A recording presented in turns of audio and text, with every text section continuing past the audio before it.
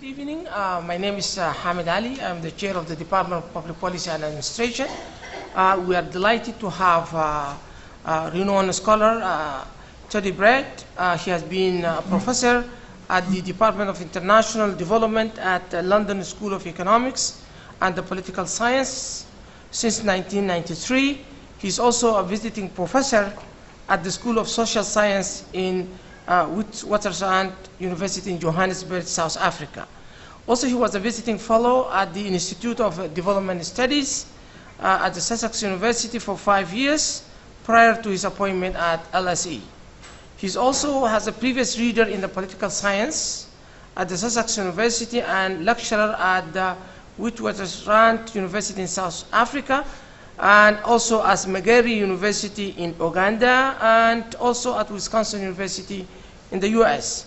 His research interests are focused on the political economy of development, institutional and organizational reform. So he published dozens of articles in the field of economics and development. Also, he was commissioned to write a briefing paper on international aid concerning Zimbabwe, and he has authored about 7 scholarly books, and we are so pleased to have him here today. And let us give him applause for Dr. Ted Brett to start the talk. Thank you very much.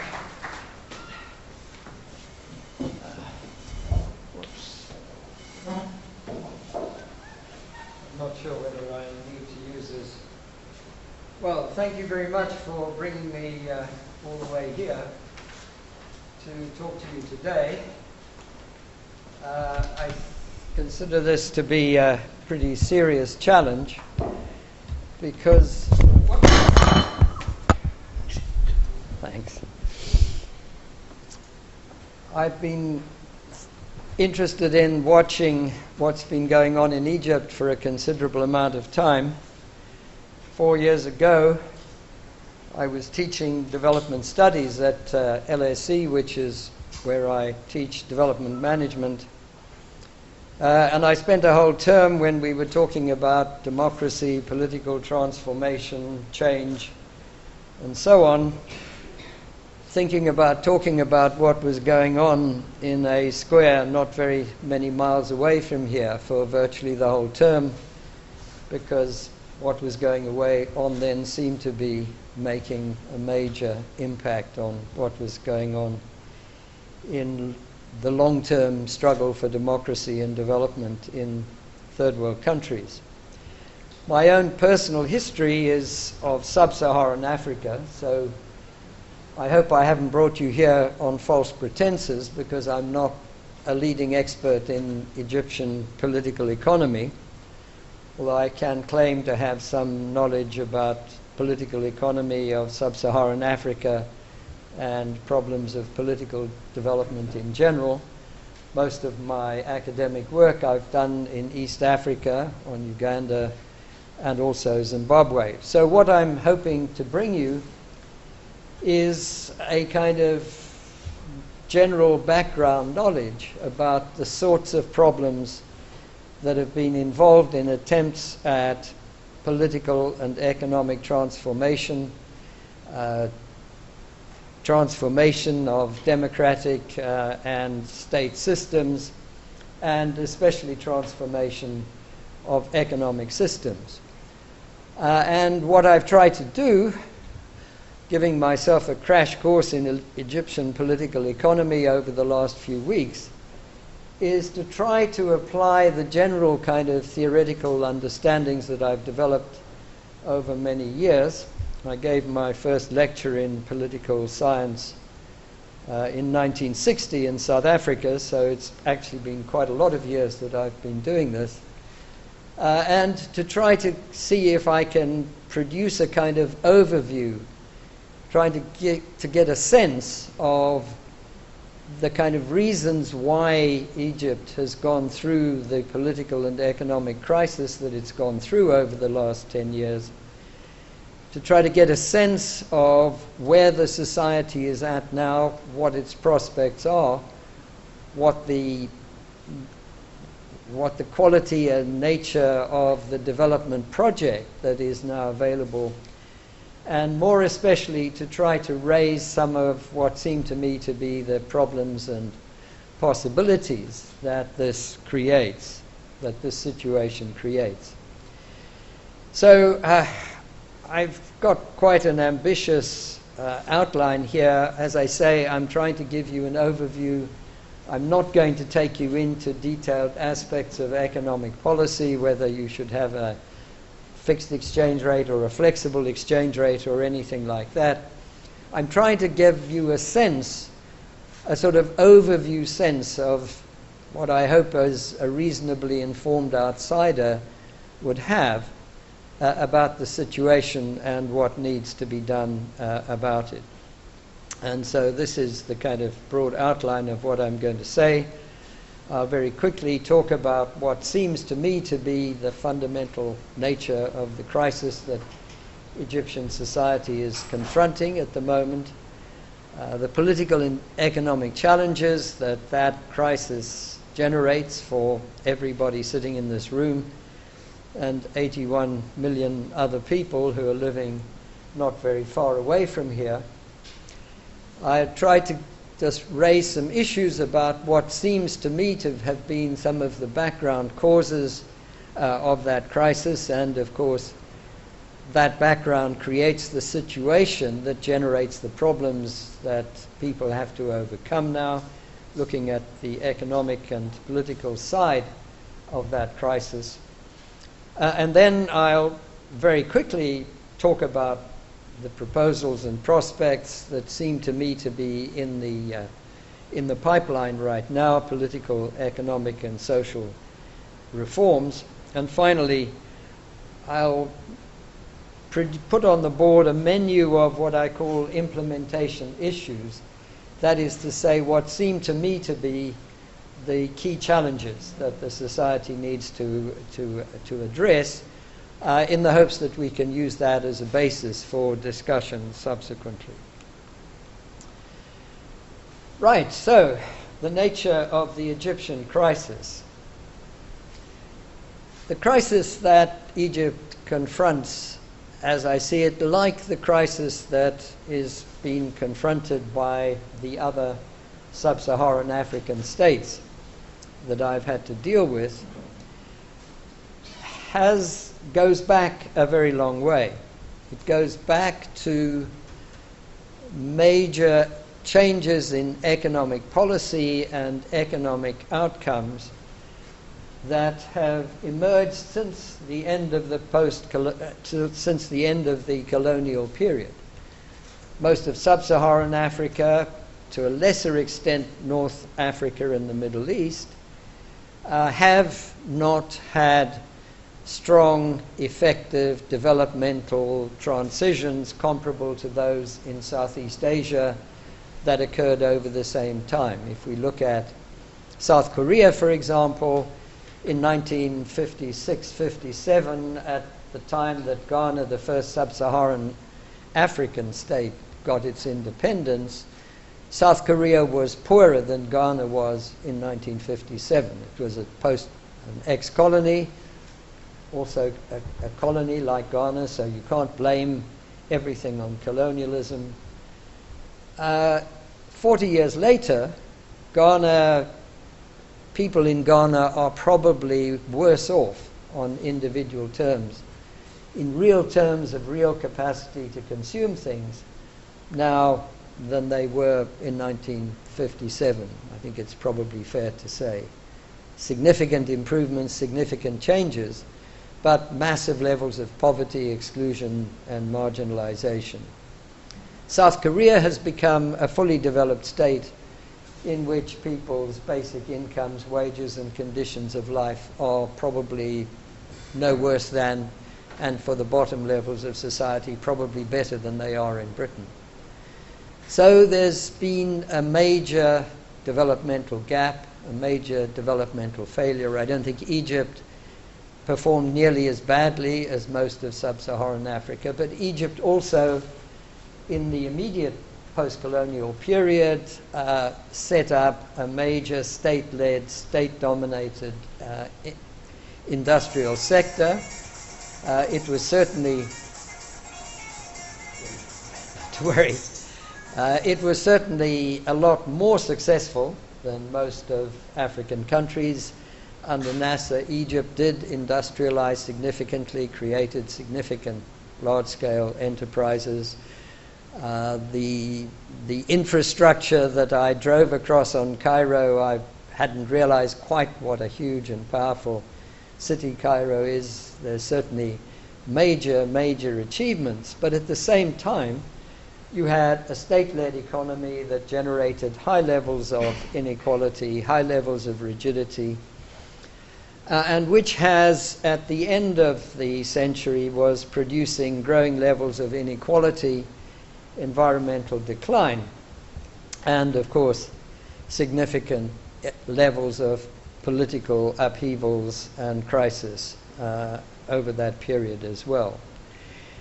And, of course, the economic crisis came to a head in 2008 with the global recession, when Egypt's relatively rapid improvement in economic activities was brought to a sudden halt.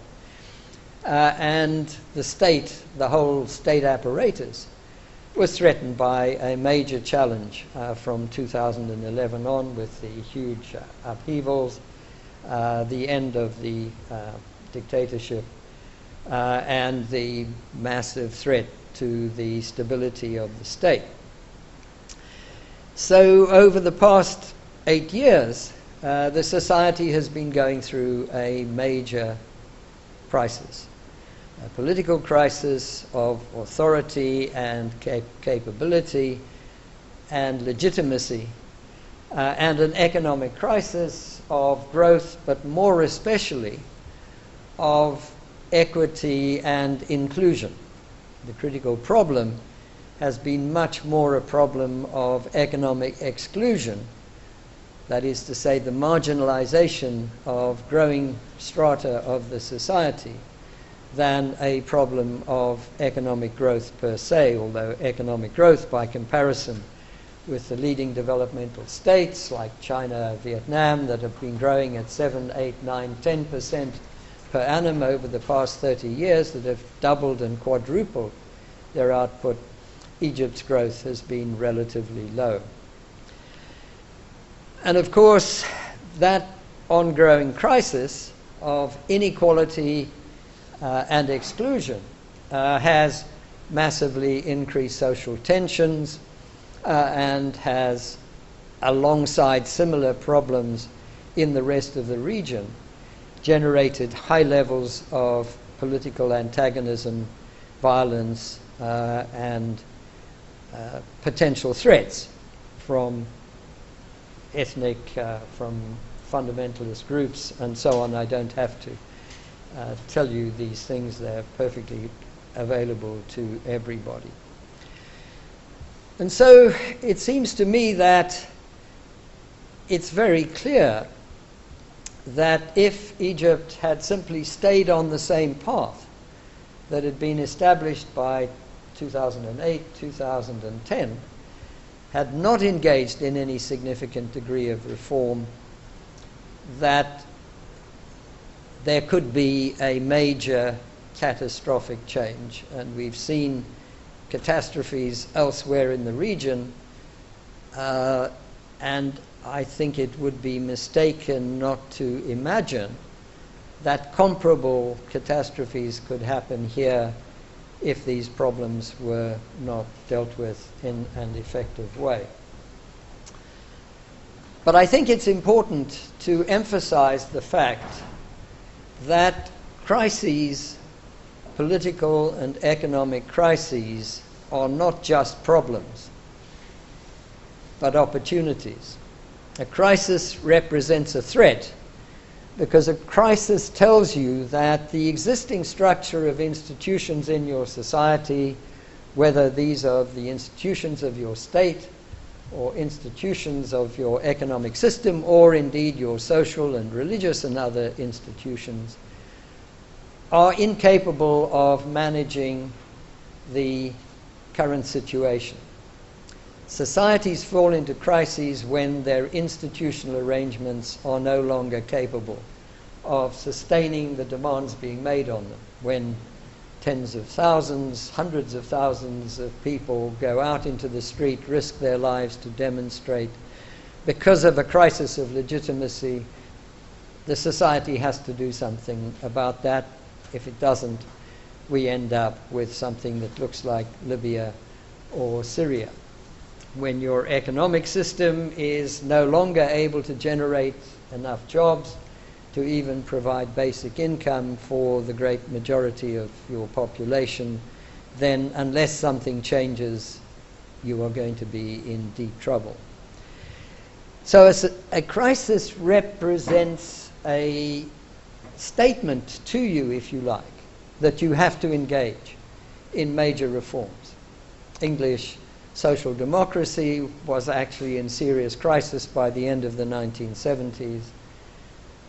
In my view, that crisis could have been resolved by strengthening social democratic institutions, but the society moved in the opposite direction and adopted the whole Thatcherite, Reaganite market solution, which certainly changed all of the incentives, changed all of the social relationships in that society, and has turned the society into a more dynamic, but in many ways more unequal society than it was when I was teaching at Sussex University in the 1970s, teaching Marxist theory as an avowed and committed Marxist, I have to say, at the time. I think it's probably fair to say that I'm a closet Marxist now. I don't say these things out loud because it's no longer fashionable.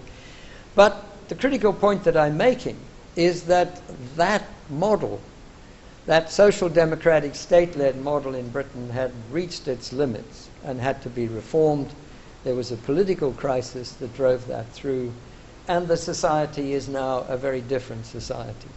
Egypt has gone through a comparable crisis over the past decade, and the interesting question is whether the society has an appropriate model in its grasp that can take that society forward.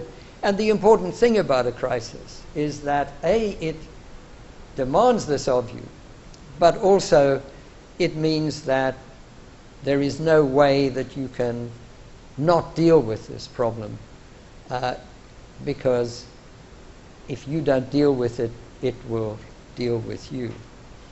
And so the society is now confronting that situation, and what I want to talk about for the rest of the time is what seem to me to be the kinds of things that involves. So what is that underlying crisis, and what is the challenge that that crisis generates? The 2011 rebellion was driven by a demand for regime change and universal democratic rights. There was a crisis of political legitimacy derived from the fact that you had an authoritarian society that had marginalized and excluded the majority of the population from any form of political negotiation, political compromise. And of course, that structure had also generated low levels of development, low levels of growth, and high levels of economic exclusion. China has been running a centralized autocratic system since 1949.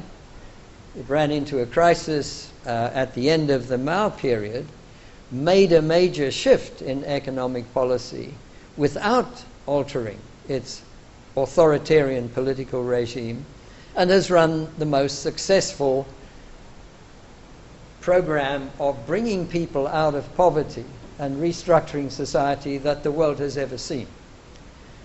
So crises take different forms in different countries. They produce different kinds of demands. And what you were confronted with was the fact that unless you can combine a process of increasing economic inclusion with political rights, you are going to continue to confront the difficulties that you now confront.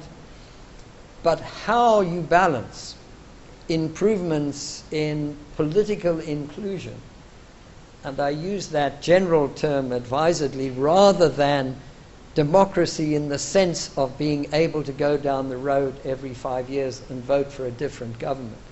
Talking about political inclusion in a broader sense than that. The ability of people to take part in political processes of all kinds at all levels. And these processes are not just elections, they're also processes having to do with dealing with the bureaucracy, finding alternative ways of providing services in association with the state, and so on. Unless either or both of those issues can be effectively dealt with, and in my view, dealing with the problems of economic and social exclusion are the dominant problems, the society needs to move, or is going to find it very difficult to move forward. Now, the 2011 revolution, when I was sitting talking to my students about where this was going, I have to say I was extremely pessimistic. I've seen radical revolutionary upheavals before. I've seen this. I was part of a process in South Africa in the 1950s. I saw this close up in Uganda in the 1960s and in the 1970s, when attempts to increase democratic rights led to authoritarianism, led to military dictatorship, and ultimately led to civil war and the virtual destruction of the society. So I'm very concerned about the threats that a massive demand for additional political rights that comes forward without an associated and disciplined program of economic and social reform can do to a society. Populism, that is to say, an upsurge of people saying, the government hasn't done enough for us, we are too poor, we need more of this, we need more of that, we need more of the other, that is not backed by an increase in the society's capacity to produce goods and social services, is not going to succeed. Venezuela has been trying this for the last 10, 15, how long is it since Chavez and his successor comes in. It's one of the wealthiest oil-rich countries in the world. It was taken over by a populist leader who handed out resources to all kinds of people, took assets away from productive businesses, and now people are only able to get electricity 2 days a week because the society is in serious meltdown. So the critical problem is how to develop a viable economic and social project based on strong leadership, rational policies, and improved performance by the private and public sector. And it's important because the democratic spirit is so strong, and a lot of it is based upon a deep suspicion of authority, a deep suspicion of the right of anybody who controls the state to impose anything on anybody. And what we've got to realize is that without authority, without leadership, it is always virtually impossible to manage a viable system in which we have 81 million people, all of whom want and need more than they've already got, and more than the society can afford to deliver them, and therefore who have to not only be put in a position to do more for themselves and do more for the society and earn more, but also accept the necessary disciplines that go along with that. And so the program that we need has to be based not just on handouts, not just on increasing subsidies, increasing benefits, but on a combination of redistribution and growth. Redistribution with growth was the slogan adopted by the World Bank in the early 1970s, when it was trying to develop a radical program. Redistribution with growth was built on the principle that we could only increase output and increase people's benefits by increasing growth. Growth requires discipline. Growth requires people to produce more goods more efficiently. But if growth is not combined with redistribution, then we get higher levels of inequality, higher levels of exclusion and marginalization. And that, of course, is not only morally indispensable, but politically and economically highly dangerous as well. Because, of course, what is most likely to destabilize your economic growth pattern is when you have a significant number of people who have been marginalized, who have no decent incomes, and who therefore have nothing to lose, and are therefore available to any fundamentalist person who tells them that they can create a new world by going back to the 7th or the 8th century. So we need growth and we need redistribution, and that's what the critical project and problem is. And that process needs to be based on a recognition that leaders require adequate authority and rewards. And that's why when my students come to me, and I've got students who are now ministers and all sorts of, running big businesses out there, and I say to them, you guys are doing development because you're committed to social progress. Don't think that you necessarily have to be poor, because to the extent that you as elites are going to be able to do your job and deliver, you're going to need resources, you're going to need authority, you're going to need to be in a position to get people to do things that you want them to do rather than that they want them to do. And you can only do that if you have adequate rewards. But of course, and this is the other side of that equation, this is only justified if there are accountability mechanisms in place that mean that if you screw up, if you don't do your job, if you free ride, you will be punished, because the only justification for your additional rewards is your ability to provide other people with more of the things that they need than they would have if you weren't in a position to give them their advice. And that's what the sort of basic piece of advice I'm giving to the students who are sitting in this room, who hopefully will be out there making a difference before very long. So, I've maybe taken a bit too long. I'm not watching my watch. I hope I don't. I have a tendency to talk for much too long. Let me go back. Let me take you then back to the roots of this crisis. How can we explain this crisis? Where does it come from? What are its characteristics? Well, if we look at the economic side, I described Egypt as a dual economy. What old-style Nasserite, state-led development, state-managed development created was a dual economy. It created a system in which the state supported, indeed owned, or gave massive subsidies to a large corporate capitalist sector, and it gave them monopoly rights.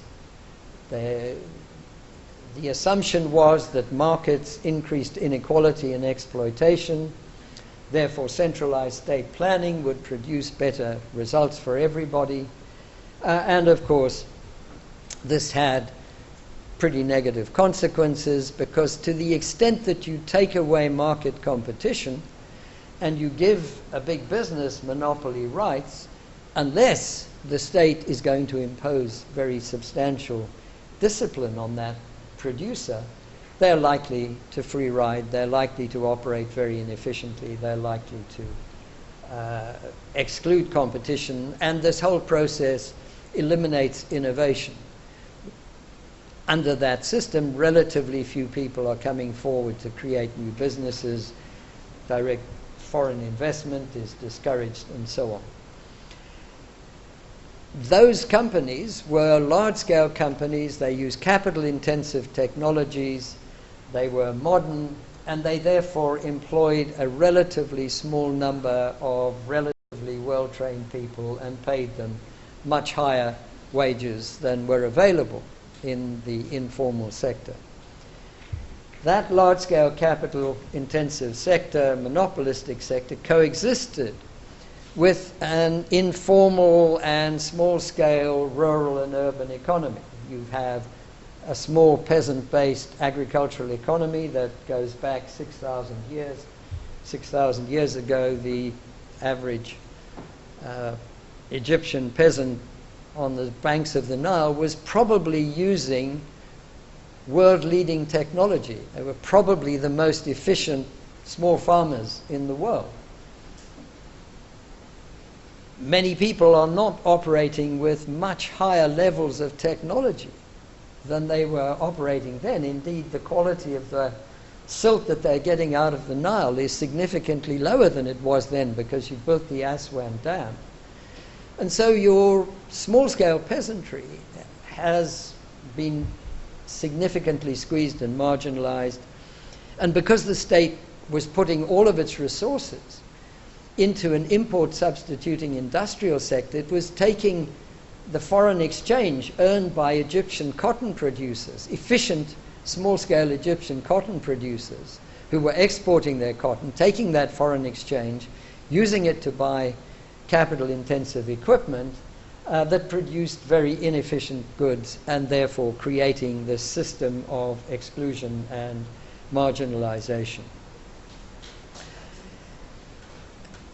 This then pushes more and more people out of formal employment because you have had a massive population growth.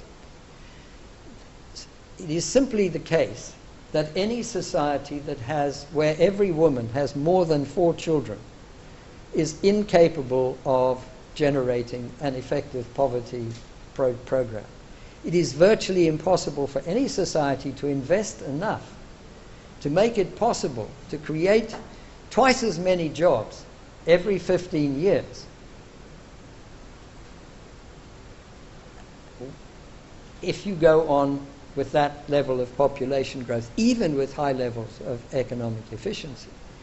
So, I don't know, the world had 2 billion people in it when I was born. I don't know how many people there were in Egypt in 1936.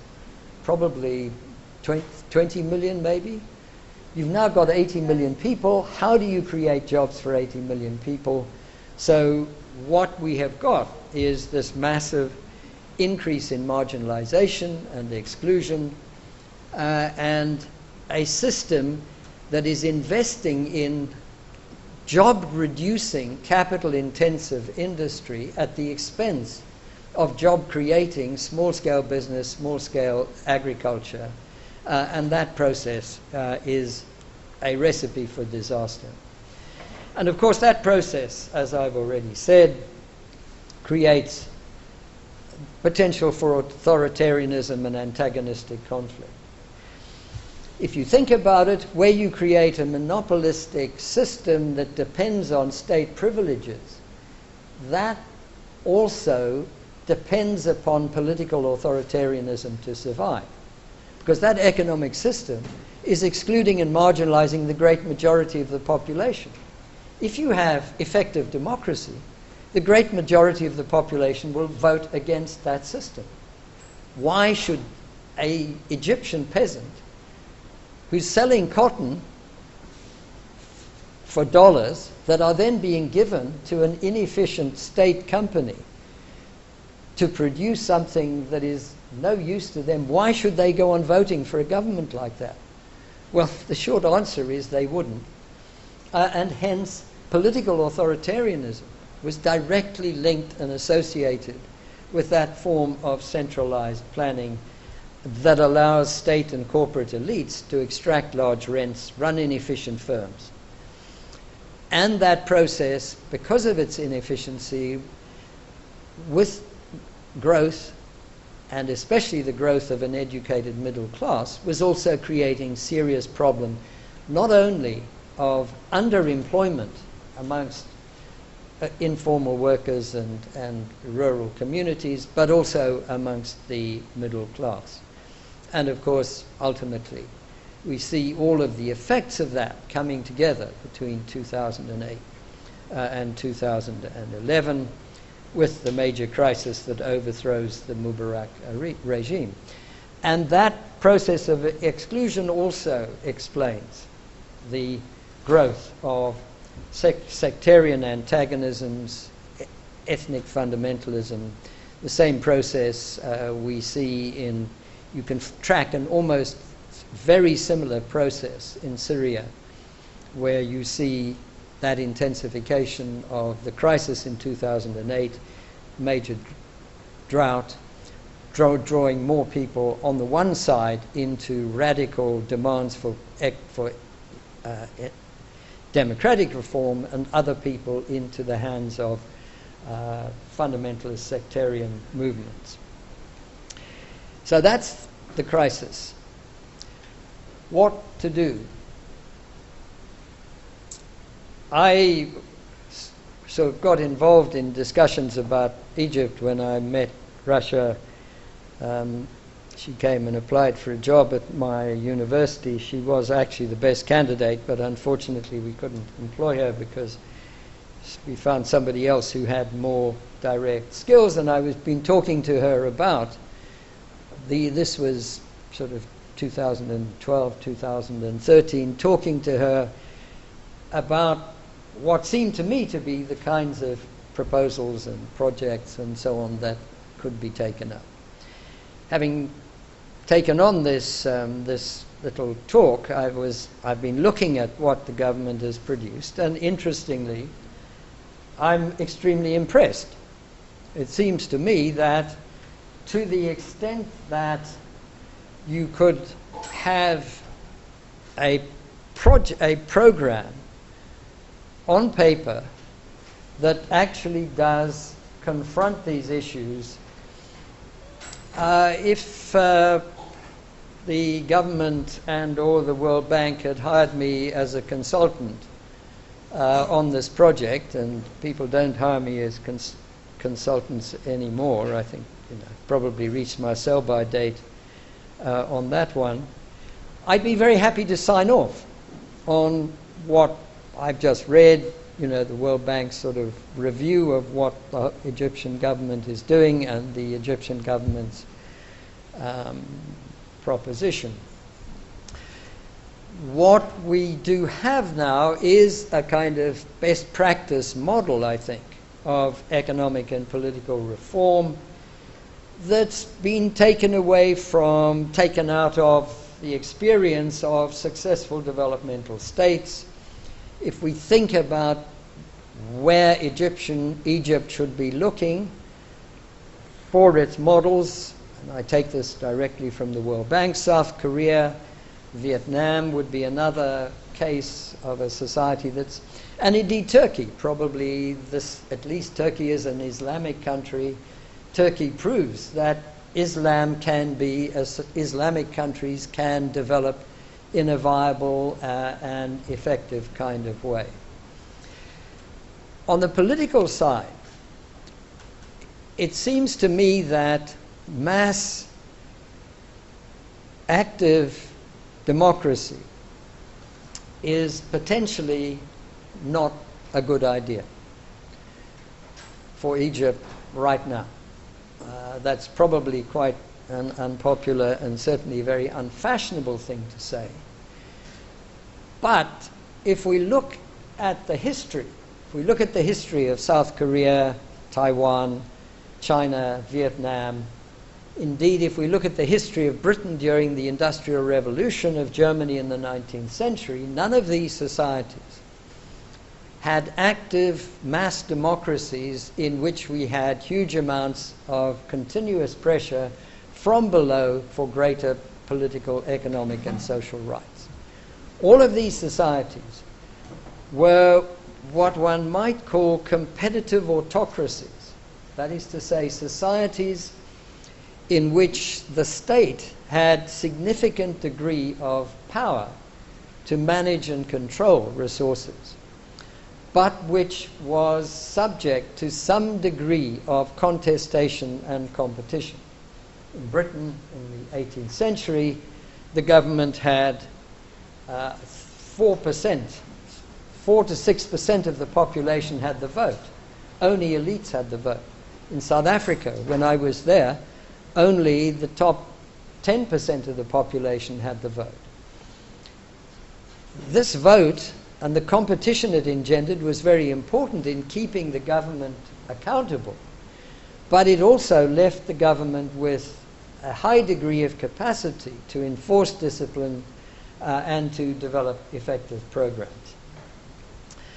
And that system of what we might call, what the books call benevolent dictatorship, responsible autocracy, is the best form of government, provided, and this is a big proviso, that the autocrat can be kept responsible. And of course that's the big issue, because of course the point about democracy is it means every 5 years I have to go to the people and they have a right to get rid of me if I haven't delivered. And if you take that right away, then you have a problem. Egypt, you've had an election, so you do have an electoral system, but I don't think anybody, I hope I'm not insulting anybody here, when I'm not impressed by the democratic credentials of your election. It didn't seem to me that there was a significant degree of competition between large numbers of well-organized political parties, each of them with effective projects. It was a highly managed election. And not surprising, given what happened to the previous election, because all those people in Tahrir Square didn't realize that if you want to get rid of a dictator and you want to replace him, you've got to have a project and a political movement to do it with. And you didn't. And that's why a group which did have a political movement to support it took over with significantly problematic results.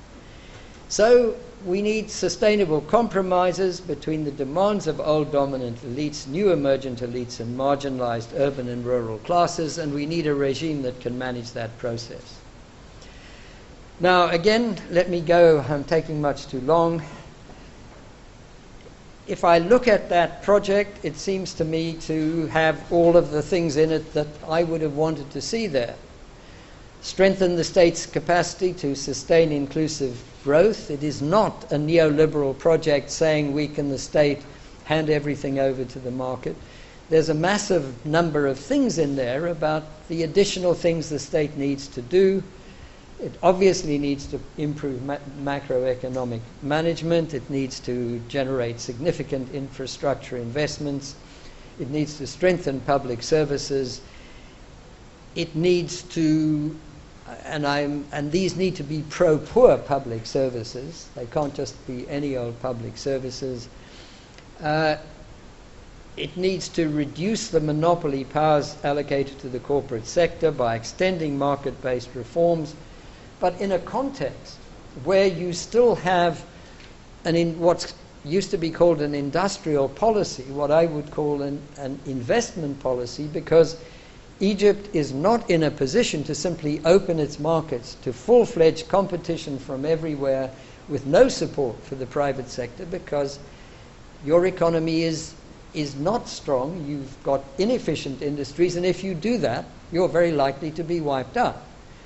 When Zimbabwe introduced neoliberal liberalization in 1991, it opened its markets to imports, uncontrolled imports from South Africa, and the whole of its major cotton textile industry was destroyed within 3 months. When South Africa opened its markets to Chinese imports without any kinds of controls and supports, it lost 50,000 jobs in the first 6 months of doing that. So what we need is a balanced approach in which state intervention does have significant impact, in which the state recognizes the need to support important industries and indeed to create and transfer resources to not just large centralized corporations, but smaller ones.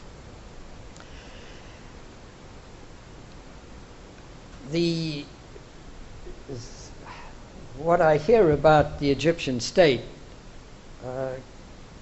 gives me serious sort of problems. I hear that you have 6.5 million civil servants in Egypt. What do they do? What do they eat? Do they eat well? I suppose the richer ones do, the poorer ones probably don't. That it seems to me to be, how can you have, you also, I believe, subsidize everybody's, not everybody, you subsidize middle class consumption of energy. Now, this society, more than any other, is threatened by global warming. If the sea level rises by another 3 feet and your land level subsides by any more, the whole of the delta could be flooded, yes? And you are subsidizing people's energy consumption. I mean, is this rational? You know, they've just unfortunately cut the price of petrol in Britain from £1.50 per litre to £1 per litre. We should have increased the price of petrol from £1.50 per litre to £2 per litre and taken all of that extra as tax and used it to invest in energy-saving investments. So what we're looking at here, sorry, I'm jumping without realizing what I'm doing, is what seemed to me to be totally irrational use of resources, a guaranteed job in the state for anybody who had a university degree. That's not still the case, I assume. Can't imagine how it could possibly be. The World Bank around, certainly. But of course, all of those huge amounts of, as a result of this, you have major budget deficits. You have low levels of efficiency. You have a rigid exchange rate system with an overvalued exchange rate, which discriminates against exports when you have a balance of payments, a serious balance of payments problem. So you have a whole bag of totally counterproductive policies that represent both a threat but also an opportunity. They represent a threat because, of course, they've created immense vested interests. How many middle-class people want to be told that their energy subsidy is going to be cut? Very few. How many of them will vote for a party that wants to cut their energy subsidies? I suspect rather few. How many of them are going to vote for a government that wants to reduce the number of civil servants from 6.5 million to maybe 2 million, which is probably what you need to do the same job, when half of them or a third of them have their own children or relatives in these jobs? Probably not.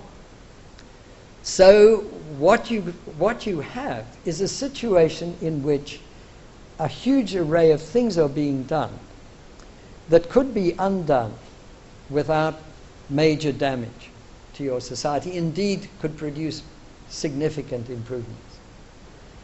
But of course, those things are going to be very difficult to do because people have a vested interest. That's why history matters, because it's called path dependence. I don't know if that's a term that you people use. Path dependence means that what happens tomorrow is mainly determined by what happened yesterday. Because what happened yesterday was you created a structure. You hired 6.5 million people to do jobs that you only need 2 million people for. But now, can you simply pass a law which says close down 4 million jobs?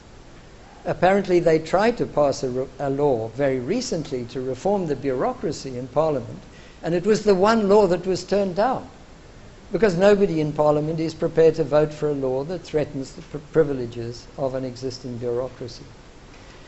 So this really brings me to the central point. You have, I think, as good a economic and administrative development project as you could hope for at the moment. You have a leader who seems to certainly believe in authority.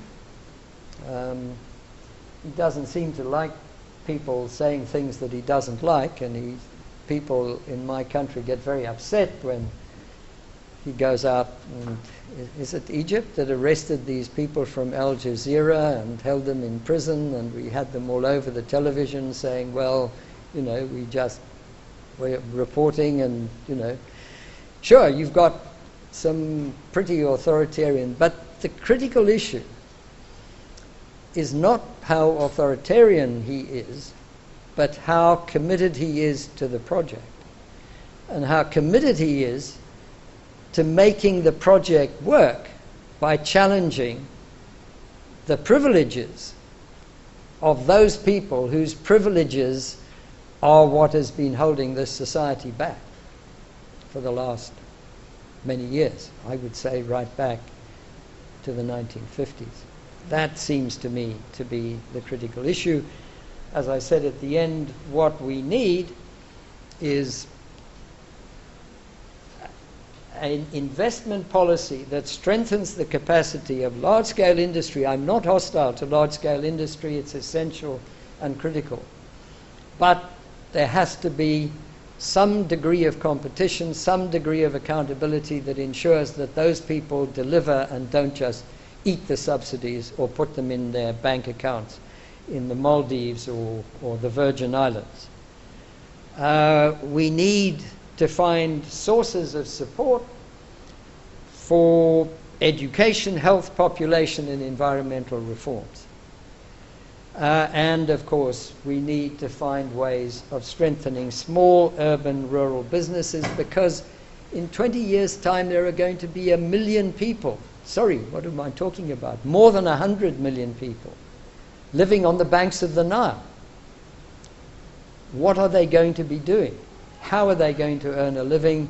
That seems to me to be the biggest and most powerful and fundamental challenge of all. And that's why it seems to me that we don't have an issue with whether they've got the plans right. The critical issue is, can they push those plans through? Can they deliver on those plans? And I've just put up here what seemed to me to be a checklist of the implementation issues that this project requires. Political stability is central. If we have another upsurge of populist demands, we end up with the sort of potential for a downward movement comparable to what happened in Syria. In Syria, the state refused to buy into any of these demands. You were fortunate, your army didn't fire on the demonstrators for whatever reason. You got rid of the dictator, which was a critical and important step, because that dictatorship was a clear block and obstacle to development. But if you think that you can get rid of every leader who doesn't deliver tomorrow or the next day or next year or the year after some major significant benefit to you, then you're in trouble. Because this is a long project, it requires great discipline, and you have to have political stability. Somebody has to have authority, and equality is not what's at issue here. We've got to have inequalities in society. Without inequalities, nothing is possible, because it's elites who change things, not the masses. Elites, leaders, organizations, firms. You know, one guy, what's his name, the guy who created Microsoft, went into his garage with a pal and started building new programs, and then started giving advice to local firms. and now he's running $1 billion enterprise. Every one of you here will, I think, probably today have used some piece of equipment that Bill Gates has been responsible for. He is now the richest man in the world. He can, he can give away billions. But, getting all that authority has not just benefited him. The only reason it's worthwhile is it's benefited millions of people who can use his systems. But the critical problem with political stability and centralized authoritarian rule is when your authoritarian ruler falls into the hands of and is surrounded by a crony capitalist class that depends upon handouts, rents, and all the rest of it. The reason that the dictator in South Korea, whose name I can never remember, the military dictator, succeeded was because he never fell into the hands of the corporate elite. He kept them at a distance. He gave them subsidies. He gave them huge amounts of support. But he always ensured that they delivered. And that's the difference between what one might call predatory authoritarianism and responsible authoritarianism. Predatory authoritarianism is when you have a leader who surrounds himself by rent-seeking elites, who taxes the society and hands out handouts to all of these people and expects nothing in return.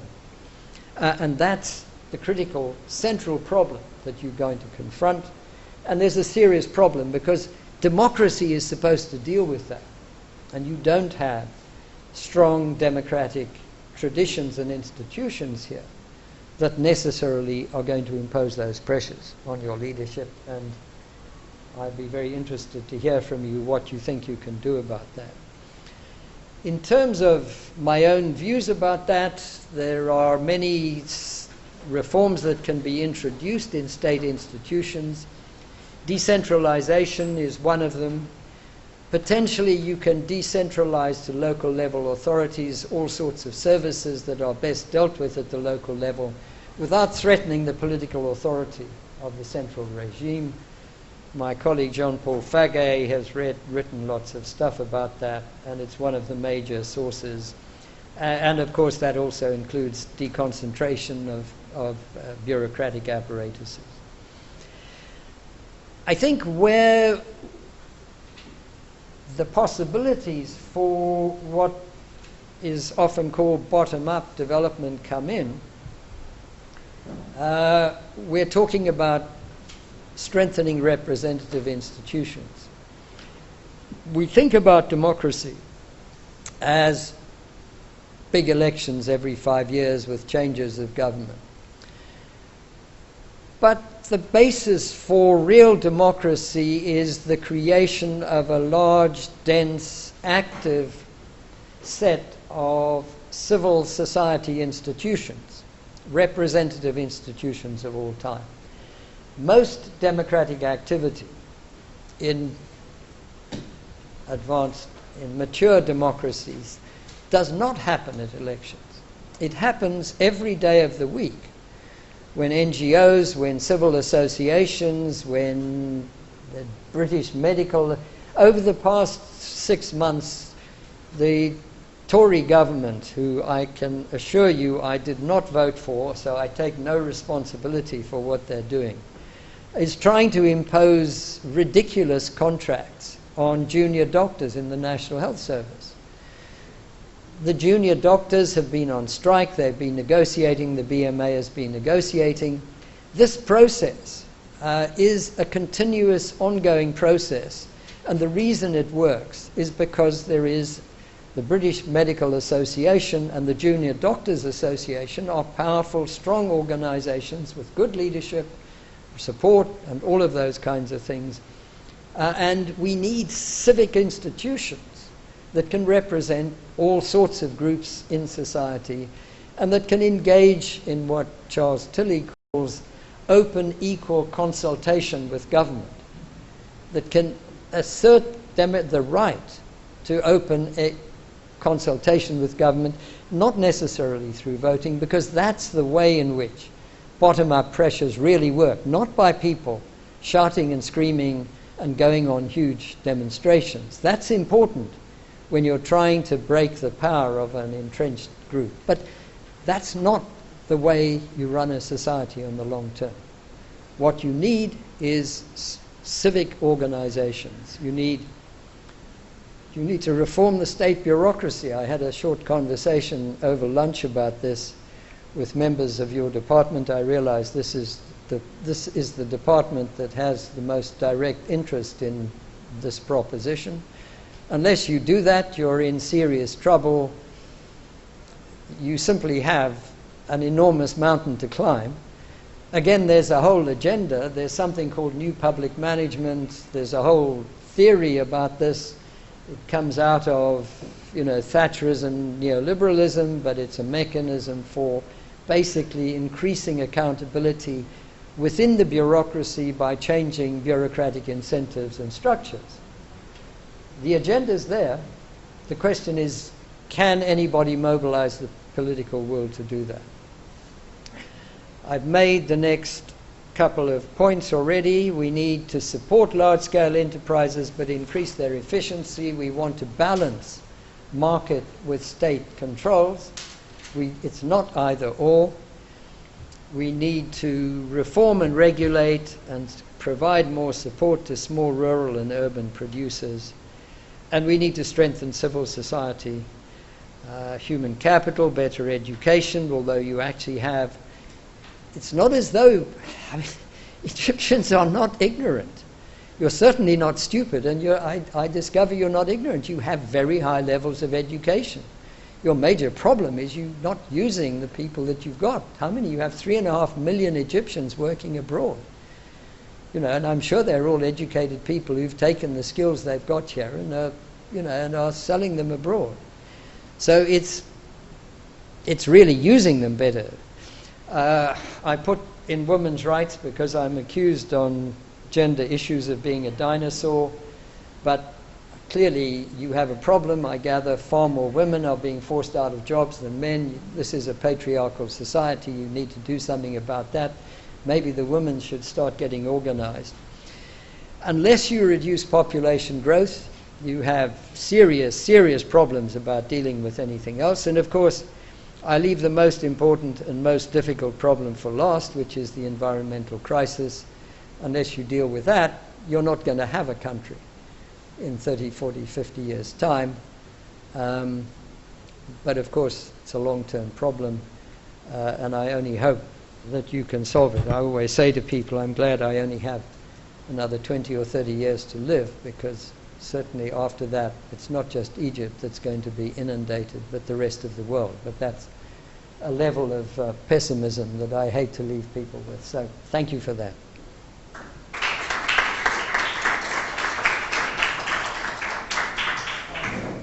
Thank you so much. Thank you for those elaborative discussion about the issue. That's very interesting, especially in case of Egypt. Now we are going to open the floor for Q&A. Okay, Dr. Leila.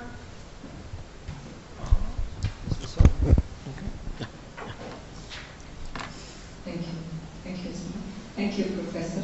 It's a very interesting and provocative lecture, I dare say.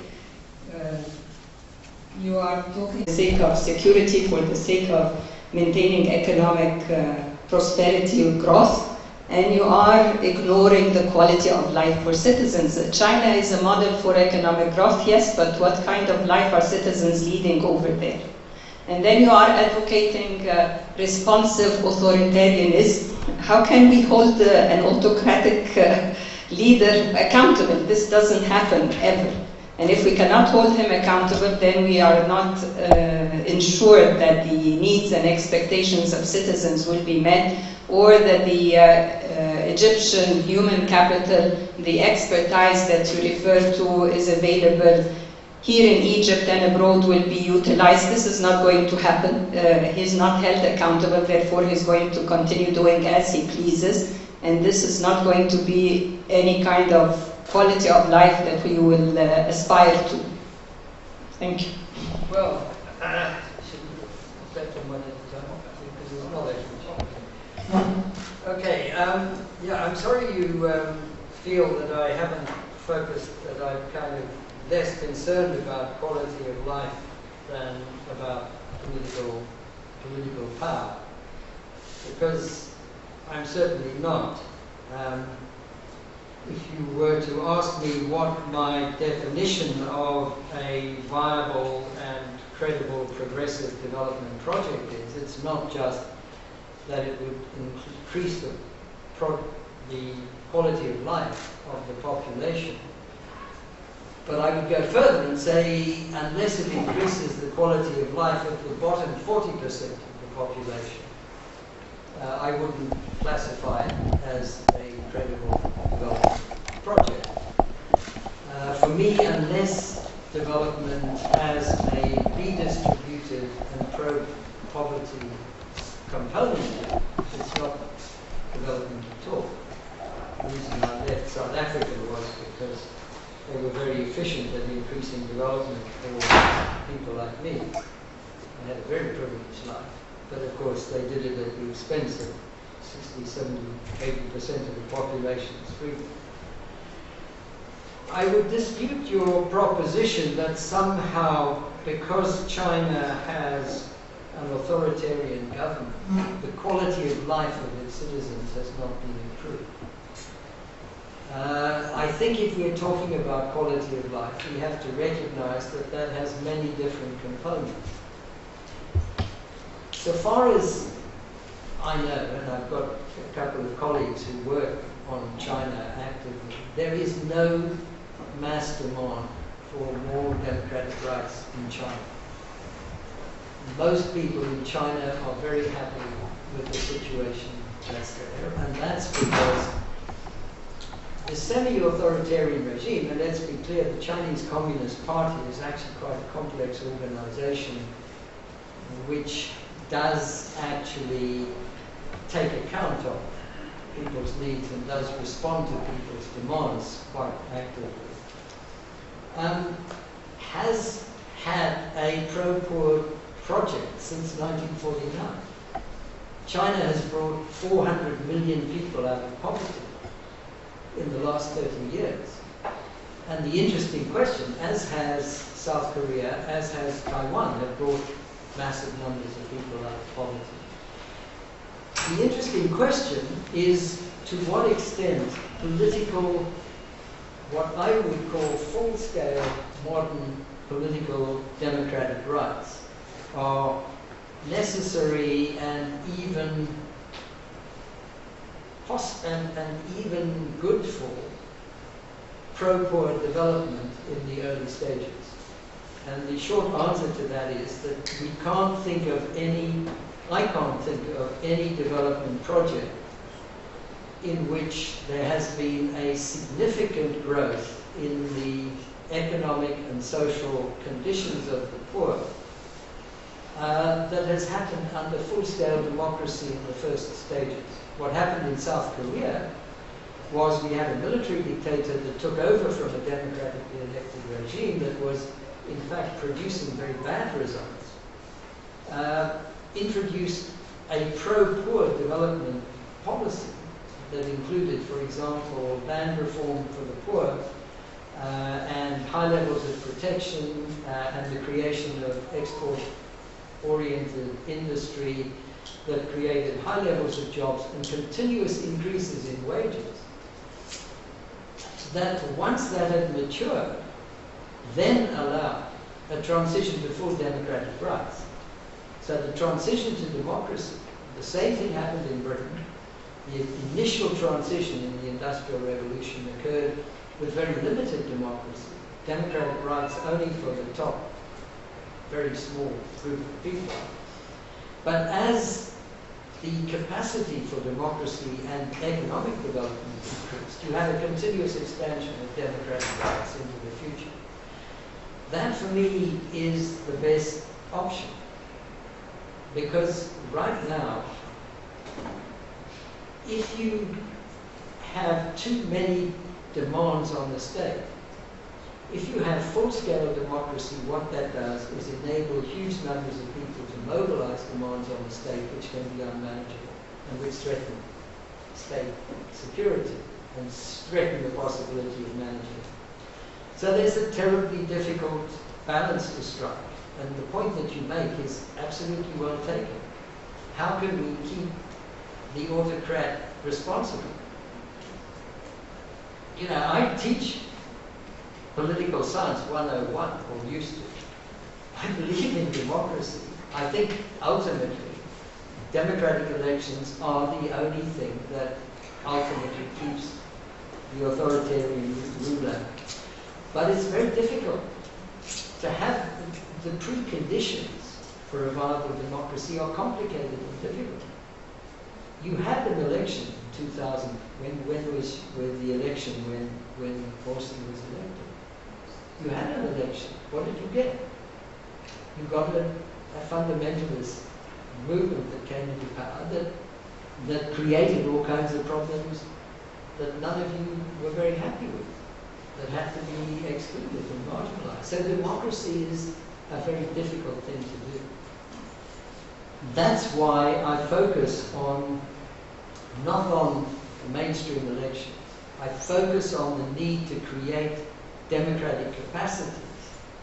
And democratic capacities are most importantly have to do with organizational capacities. What the society needs is for different groups in the society to organize themselves. It's not about individuals voting. It's about groups, classes, workers, peasants. Peasants need to form cooperatives that can both serve as a basis for marketing their crops, but can also enable them to represent their interests to the local marketing board. So it's creating organizational capacities. Rather than that big romantic thing, you know, we have an election and next year we'll all have a job. It's a long, slow, tough, difficult process.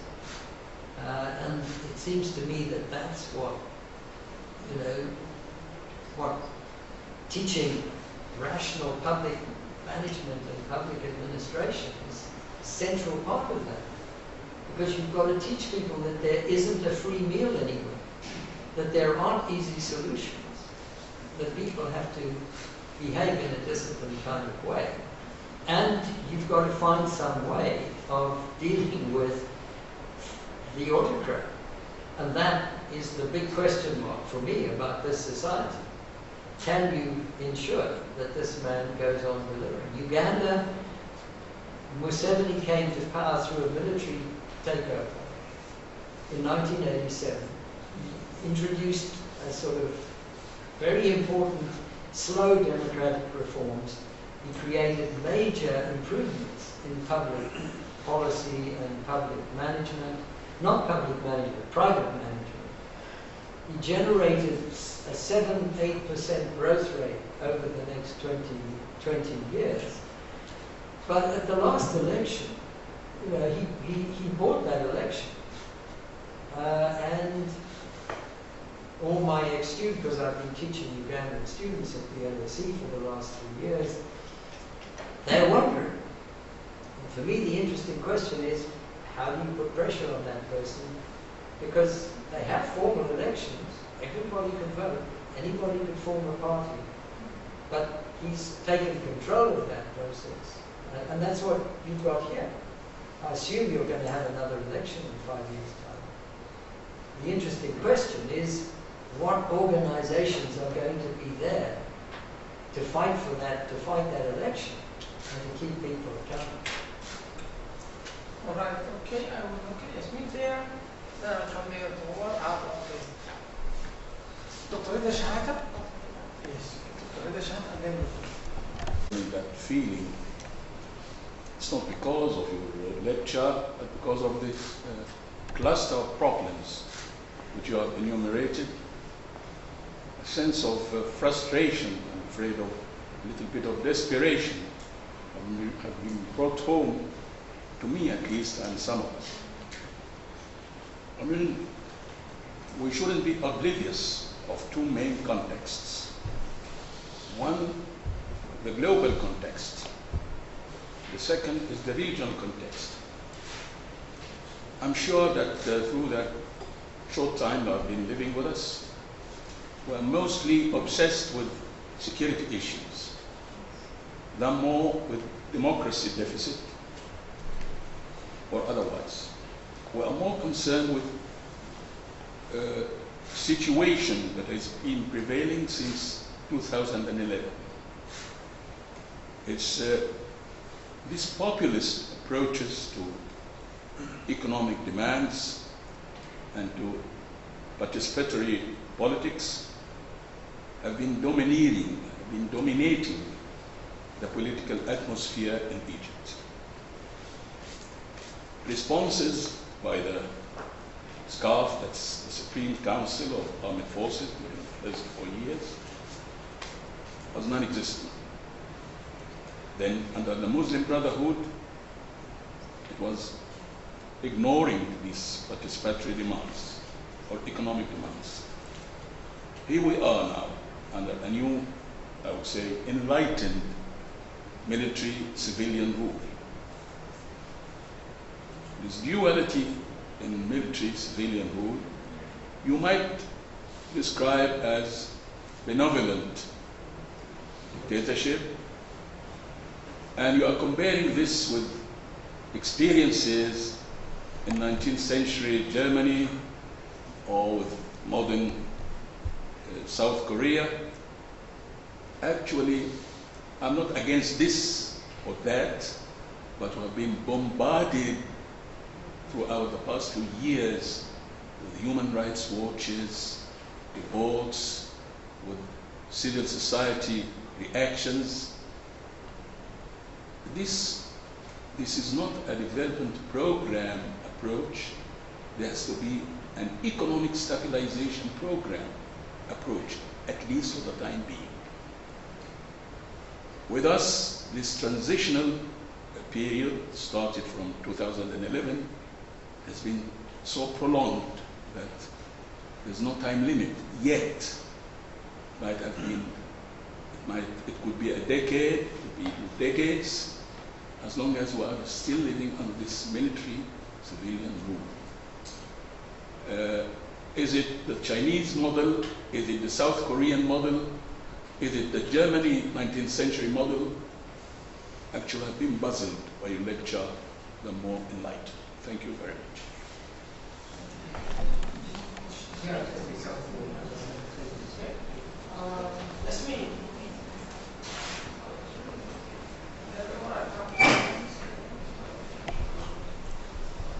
I have a question concerning the comment about active mass democracy, that it's not suitable for Egypt at the moment.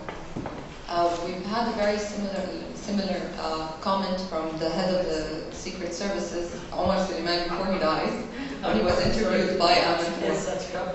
Yes, I really believe this guy was very smart, and many years after the revolution, yes, many of us are starting to believe in this. However, there was no other way to get rid of Mubarak and I don't know, his clan.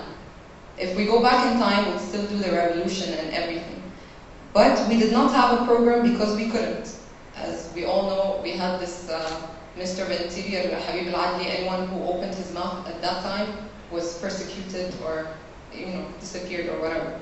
So was there ever, my question is, was there ever a successful transition from extreme dictatorship that we had, something similar to what we had in Egypt, to democracy in one go? Okay, that's my question.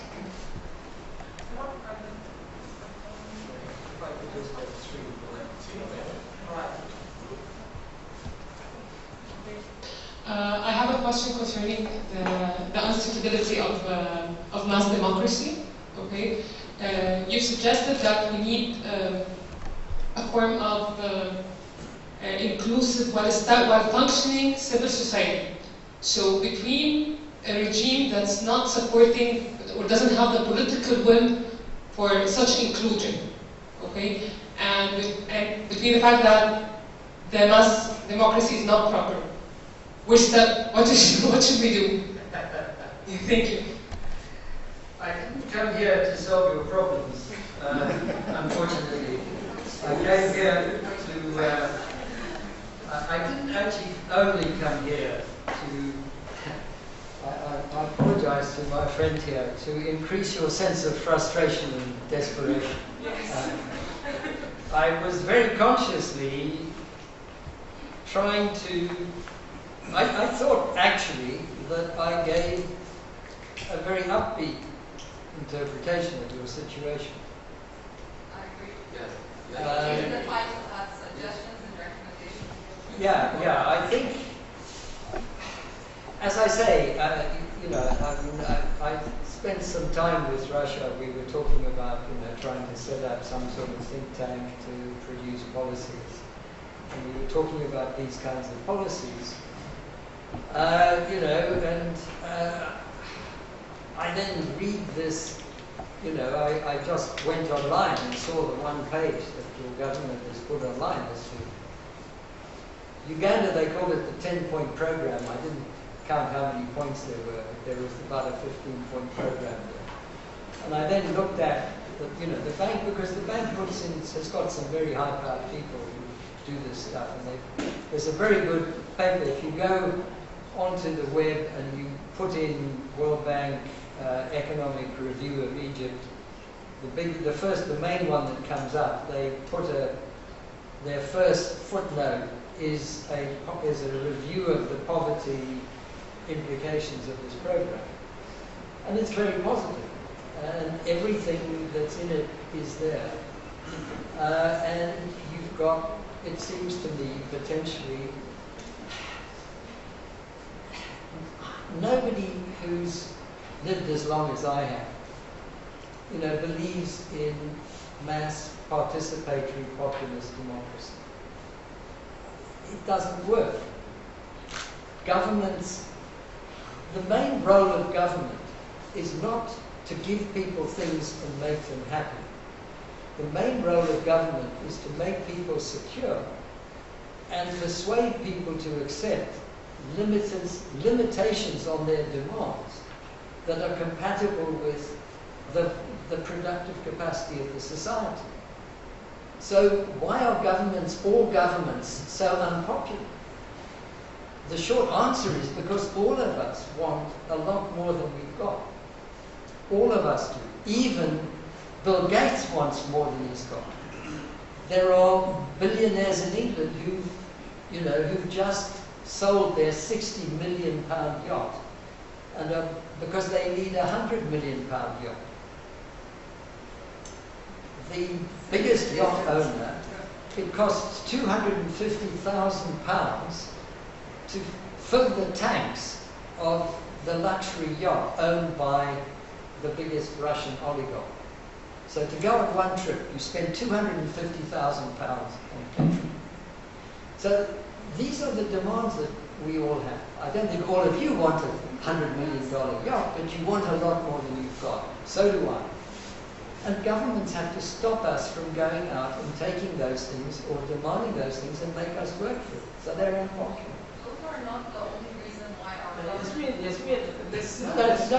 Let's talk. Go on. Like one of the main reasons why Mubarak's government was unpopular is that the human life of an Egyptian was worthless. Even the dignity of the Egyptians. You're talking about your dictatorship. Yes, exactly. It wasn't about owning things or wanting more things. Okay, so The basic price. I take your point. I don't know if any of you watched the Game of Thrones. Yeah. Do any of you watch the Game of Thrones? Very interesting thing to watch from a political theory point of view, because it's all about security, power, authority, and so on. The most dangerous thing in the world is a bad government. So, why is Syria a physical ruin? Because you have a dictatorship there that was not thrown up. If you guys had not succeeded in getting rid of your regressive dictator, you could, Egypt, Cairo could be a ruin. I mean, could anybody believe that Syria would look like what it looks like? If you'd said to somebody, in 10 years' time, the whole of Syria is going to be a war zone, and is going to be being bombed by 3 or 4 different countries, and people's lives are going to be nasty, brutish, and short. And that's because of bad government. So you're quite right. Bad government is the most dangerous thing that you can have. Why? Because the government tries to maintain a monopoly of power. We give the government a monopoly of power because we need that to guarantee our safety, because we want to stop other people from using their power against us. But that means that that government can use its power against us.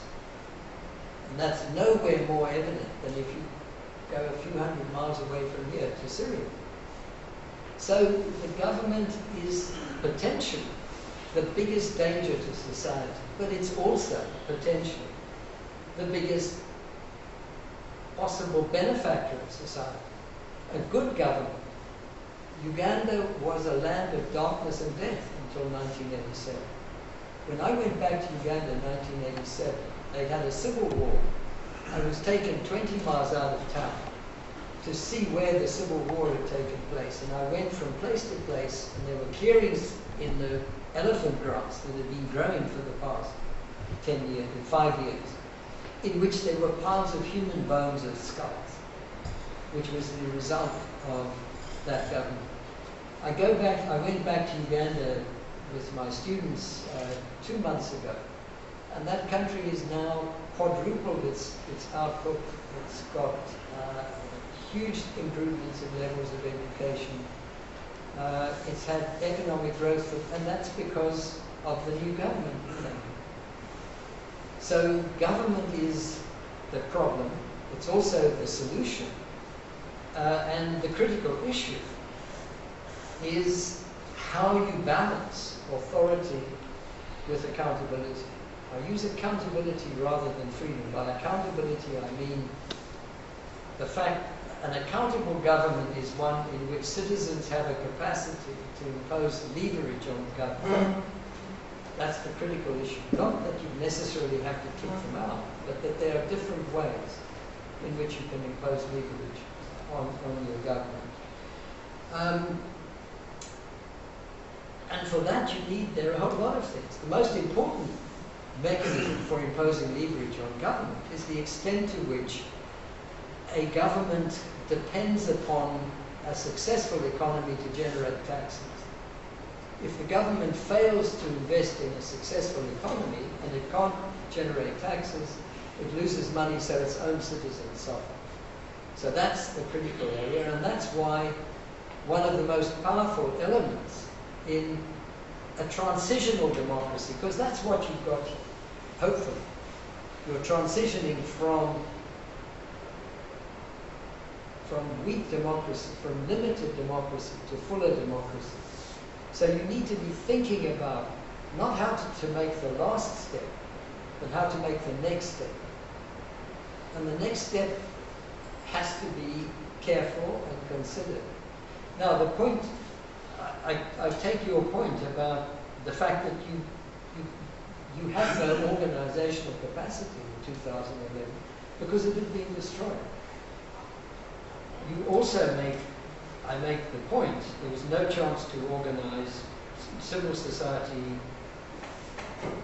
but the critical point about 2011 was that potentially creates the opportunity to move forward. Because presumably, I mean, what sort of repression are you suffering? We hear Human Rights Watch, etc., is telling us about, Al Jazeera journalists being put in prison. Totally reprehensible, certainly shouldn't be happening. But I assume you've got a fairly paranoid government, don't you? I would have thought that any government that has gone through what's happened over the past 4 years and is confronting the fact that there are people running around blowing themselves up in very nearby states and shooting airplanes out of, shooting Russian tourists out of out of the air means that your government is deeply sensitive to these issues. So I'm not surprised that you have that. The critical issue is, does that exclude all possibilities of effective social mobilization and organization? Because the kinds of social organizations that I'm thinking of are not directly political organizations designed to threaten the government. They're political organizations designed to represent people's rights in effective ways and to engage in negotiation, open, equal negotiations with government.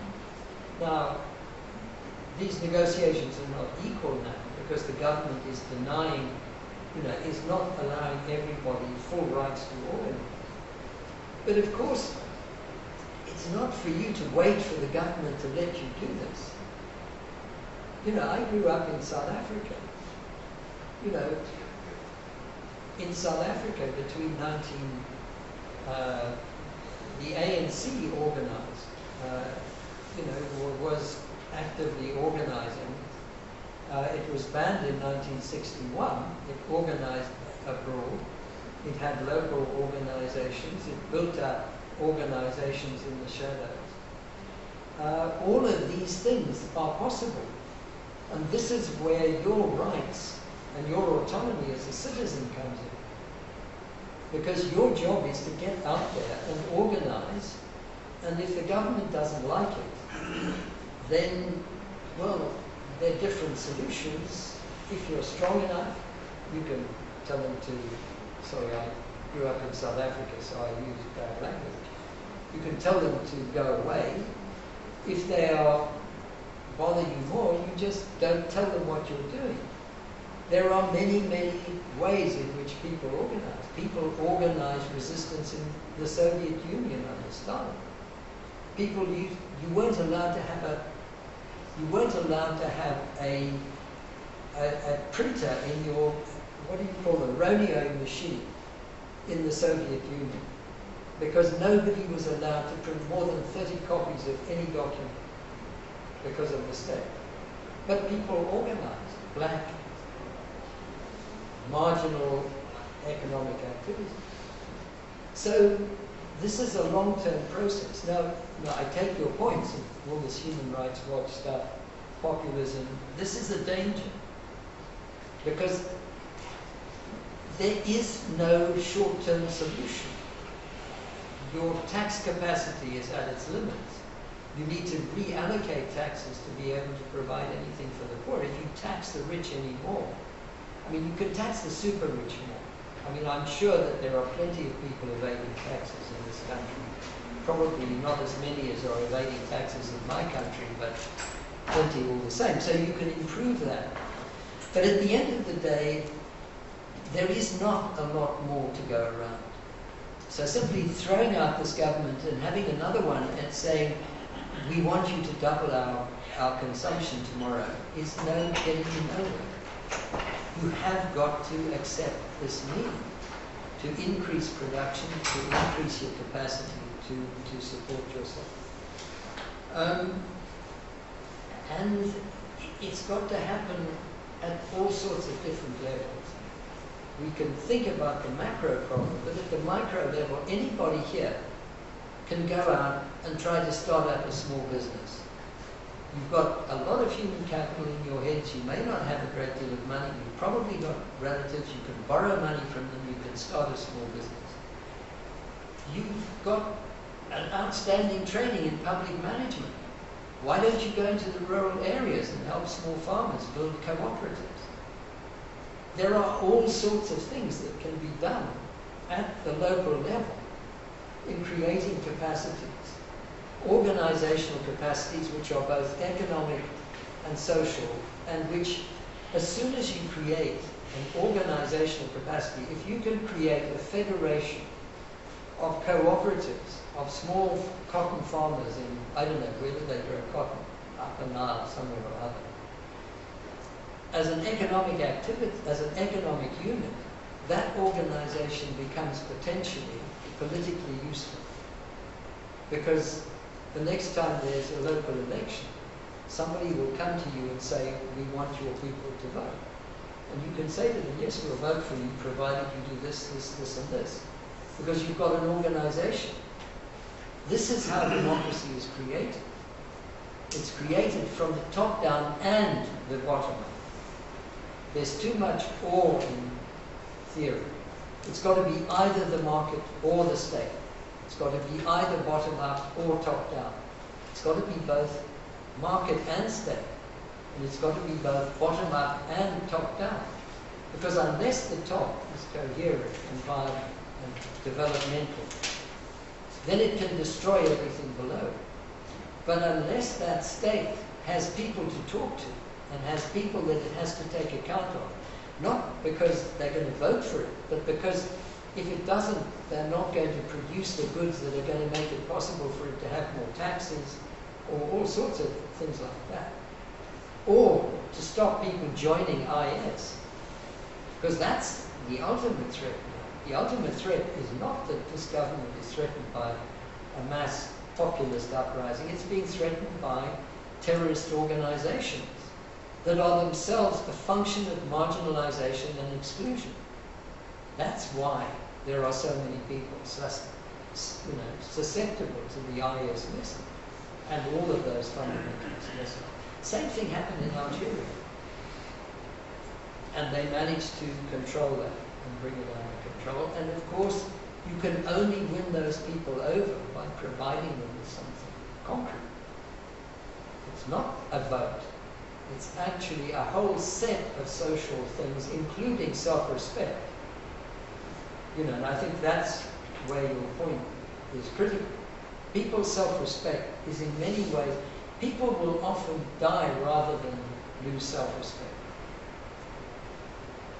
And giving people self-respect is one of the most crucial things that we need to do. The way you do it is not necessarily by giving them a vote at the next election.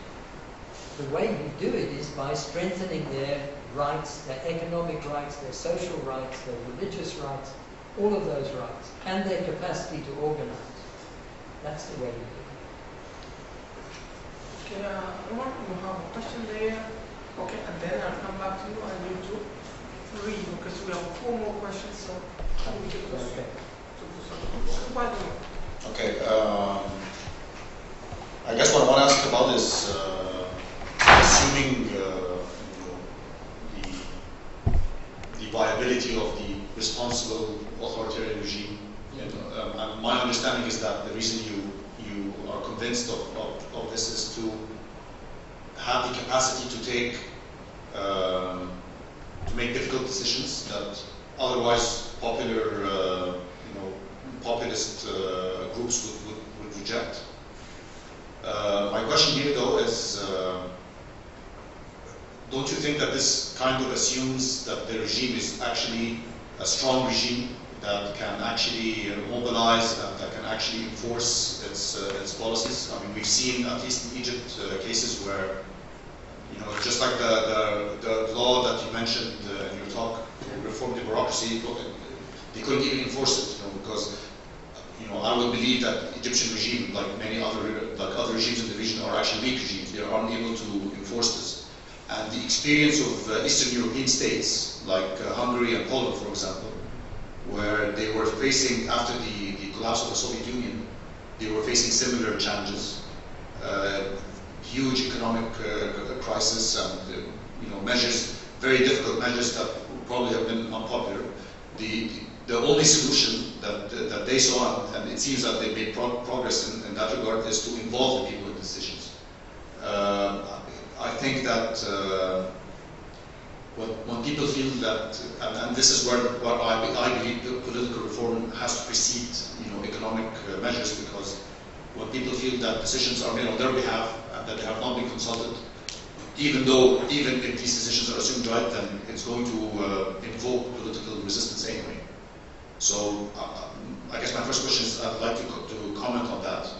And secondly, regarding the example of China, and I believe the same applies to Egypt, there are many arguments that it's true that China has extracted 500 million people out of poverty in the past 20, 30 years. But there are questions as to whether this economic growth is actually sustainable. The reason is the political institutions remain monopolized by the Communist Party and the elites. There are still high levels of corruption. And let's not forget that the Soviet Union itself achieved 9 and 10% growth for over 20 years before its final demise in the early 90s. So yes, there are lessons. I do agree that there are lessons to agree from China, especially what I consider are political reformist steps that have to do with this decentralization in China itself, which I believe there is empirical evidence to support that it's related to its economic growth. So there are definitely things we can learn from China, but do you think that when political institutions are not open for the population, do you think that this is sustainable? Thank you.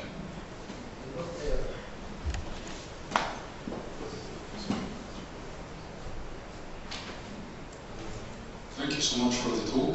Actually, my question, it seems quite obvious for us in Egypt that the presidency institution, or to be more specific, the president is relying more on the military in achieving fast economic achievements, and to carry on agriculture, industrial, and even infrastructure projects in order to maintain kind of economic growth or to acquire legitimacy or things like that.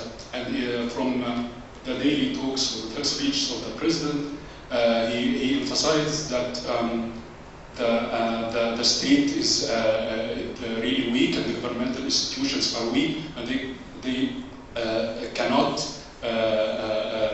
achieve kind of growth or inclusive development.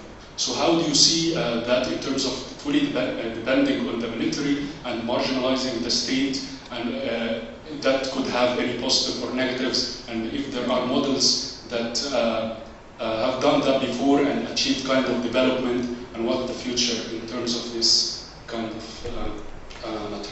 Thank you.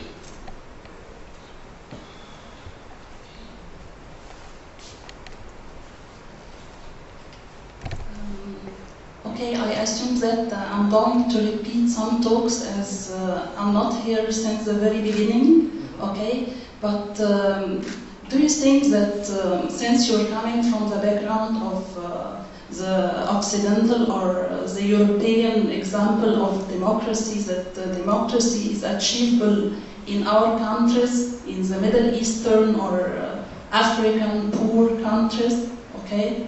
Or I understood your point of view that it's achievable in the long term, okay? But peace and democracy are achievable, even it will be on the long term. Okay, thanks a lot. Okay, that's all. First, thank you so much, Dr. Teddy, for your presentation and your time. It's our pleasure. Concerning its structure or the allocating of resources apart from the subsidization policy, mainly on the short run, I mean on annual basis, and gradually till progressing. Thank you. Recommendations, specific measures, or even your thought of structuring and allocating resources. Thank you. Okay. Yes. You keep asking me difficult questions, and I keep hedging my bets. I mean, let me start by saying that I'm not convinced that you have a benevolent despot who's going to solve the problems, and I'm indeed not convinced that authoritarian regimes are necessarily going to produce effective solutions. These things are incredibly contingent. One of the critical points about this is that there's always an assumption that, you know, if you have democracy, then you get this, and if you have autocracy, then you get that. But you can have a democracy that produces effective development, and you can have a democracy that produces a disaster, and you can have an autocracy that produces effective development, and you can have an autocracy that produces a disaster. And of course, the reason for that is what we could call, what I call contingency, which means that there are all kinds of things out there that could push things in one direction or another, and these things could have different effects. To just give you one example, if you think about what would have happened in 2011 if there hadn't been a moratorium on the use of, on the army firing on the crowd in 2011. In Syria they fired on the crowd. In Egypt they didn't. I understand that that had something to do with the United States. I didn't take this point about donors and the global issue that it's critical, but unfortunately one lecture is not enough to deal with all of these issues. So contingency is critical. The success of South Korea, Taiwan, and not just South, Singapore, Malaysia, these Southeast Asian countries all had authoritarian regimes or really controlled managed democracies that succeeded. I think that the reason why they succeeded in most of the sub-Saharan African states that I know have failed was because they all had a communist threat. The governments in these countries were authoritarian governments, and all of them, apart, well, even Singapore was part of Malaysia, but in the 50s and 60s, South Korea had to face a communist invasion, Malaysia had a communist insurgency, and Taiwan was the last stronghold of Chiang Kai-shek, who'd been thrown out of China by a communist insurgency. So you had an authoritarian regime. If we go back to this question of accountability, the ultimate accountability of the state is if its citizens take up arms against it. If you're going to persuade your citizens not to take up arms against you, then you have to give them something. So all of these countries made major investments in pro-poor policies, in peasant-based, they massively increased rural productivity in those three countries, in Malaysia, Taiwan, and South Korea. So it's contingent. It has to do with the locality. Interestingly, if you think about Egypt, the most interesting contingent element in Egypt is this issue about the role of the military. Because you actually have here a much stronger military component of your state. I mean, I believe your army has a massive investment in the economy, which of course is already problematic, because if you want to create a market-based economy, does that mean you're willing to allow army enterprises to be bankrupted because by more efficient producers? So that's a potential obstacle to reform. And it may be that what you need is a bit of donor dependence. This is another unpopular thing to say, but it could be that one of the things that might be good for you is if the World Bank comes in and says we will only bail you out if you reduce the ability of the military to stop people competing with them. Because of course, if you've got a military commander running the state, it's problematic. But Ghana had a similar history. Jerry Rawlings had a military coup. So he took over as a military dictator, then stood for election, in fact, in exactly the same way as you had here. Then stood for election and subsequently became. Ghana's been one of the most successful African developmental states, which again came out of that tradition. So all is not lost. You're quite right. Again, we need to be careful about saying by asking for too much, and ignoring the little that we can get. Clearly you're right. Hungary, Poland, very developed societies with very complex, long histories, you know, that were suppressed by the communist incursion, but, you know, in Poland particularly, a strong social movement that drove the democratic process through. So certainly, the more inclusive you can be, the better. The more you can incorporate people, the better. And the more the civil society can autonomously organize itself to resist pressure from above, to resist irresponsible pressure from above, the better.